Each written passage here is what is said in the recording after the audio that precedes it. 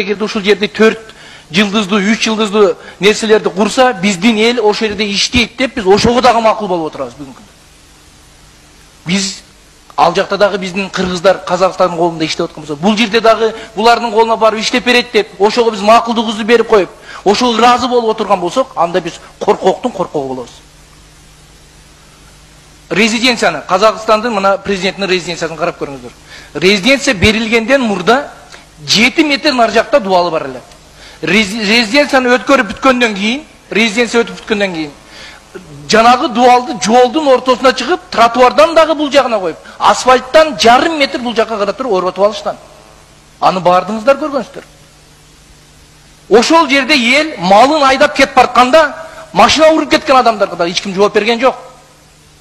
Малын дагы уруп, адамды дагы өлтүрүп кеткен болгон машинаны, мас болуп балдар ошол жерде. Именно ошо Казакстандын машинасы болгон. Эгерде дуал 7 метр наракта болгондо, бала дагы өлбөйт эле, мал дагы өлбөйт эле. А биз бүгүн уруксат берип атабыз дагы. 49 жылга берсек, бизде калат деп атасыз, урматтуу төрага.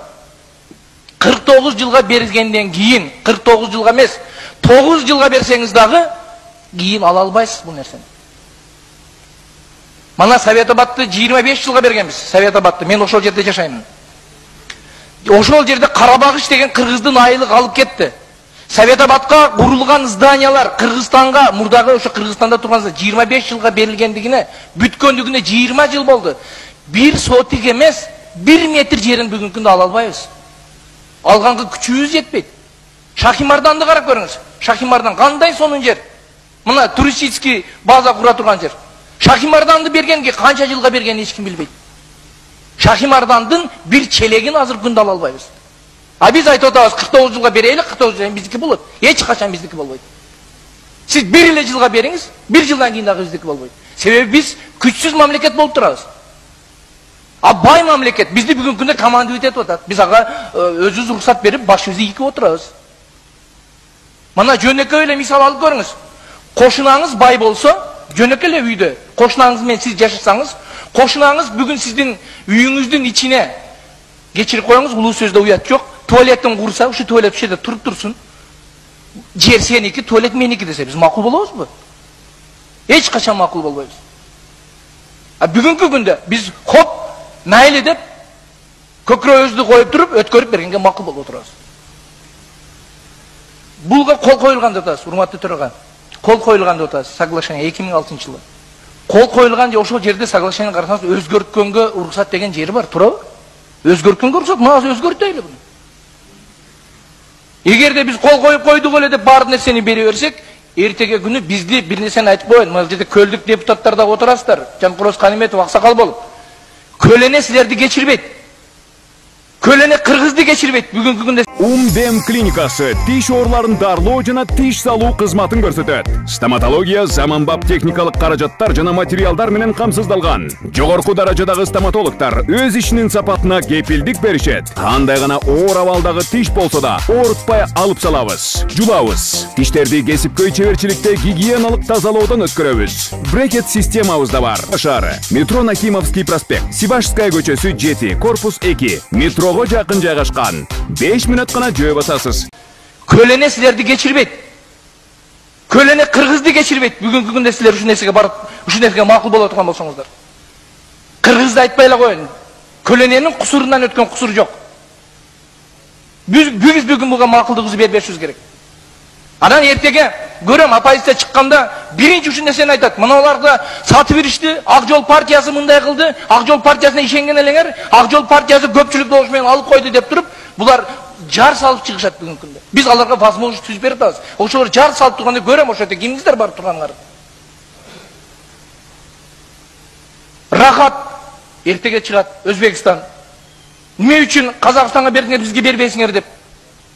Уже чыкты? Мына чыкты бүгүн. Эртең аларга дагы беришибиз керек. Себеби Совет Абадты дагы бергенбиз, Шахимардан дагы бергенбиз.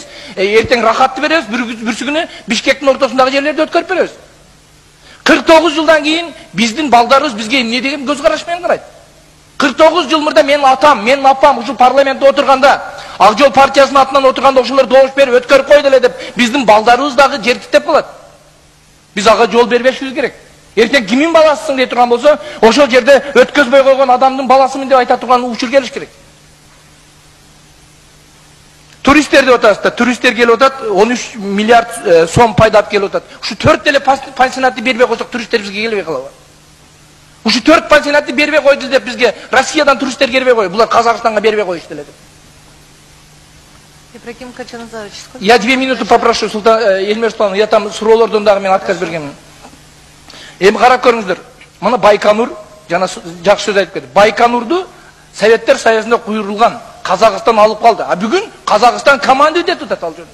Байконурду мынча төлөмөй сайын, мынча миллион, миллиардты төлөбөй сайын учурбайсыңар деп атат. А биз болсо бекерге бергенге даяр болуп отурабыз. Дагы бир нерсени айтайын. Урматтуу юрист, сиз айтып атасыз. Кечиресиз, фамилияңызды, атыңызды билбейт экенмин. Креслонун аркасында отурган юрист, сизге кайрылып атам. Биз сот болсо утулабыз деп рингке чыкпай туруп боксерге окшоп атасыз. Мен Мухаммед Алиден бүгүн калтак жейм. Бүгүн Мухаммед Али менин туушугумду жарат деп чыкпай туруп бүгүн коркуп отурасыз. А сизге окшогон юристтер коркок болсо, эмне кереги бар анда сиз даерде иштешиңиздин? Сиз дагы айтып атасыз, үйрөтүп атасыз. Окуу кылачы мындан, окуп койбойсуңарбы деп. Эми бул жерде жалаң неграмотнялар отурат деп атасыз. Бул жерде элдин ишеничине аткарабыз деп келген адамдар отурат. А сиз буларга бүгүн үйрөтүп отурасыз. Окуу кыла буну, окумай сайын айтып бересиз. Окуп туруп, саат 2-3-кө чейин окуп даярданып келип туруп, анан айтып отурасыз биз. Эч нерсени үйрөтпөшүңүз керек сиз менен. Сиз сот залында отурган жоксуз да, сиз бизди күнөөлөгөндөй. Же следственный органда отурган жоксуз да. Ар кимиңиздер өзүңүздөрдүн ордуңуздарды билишиңиздер керек. Урматтуу коллегалар, дагы бир жолу кайрылайын. Мен 40 секунд убактым калды. Эң жаман көргөн Акаев, кыргыздын бардыгынын чекесине чыйкандай болуп чыккан Акаевдин тушунда сатылбаган, Акаевдин сутушунда өткөнгө уруксат бербегенде эмне үчүн бүгүнкү күндө өткөрүшүбүз керекпиз? Эмне үчүн биз жаман көрүнүшүбүз керек бүгүнкү күндө?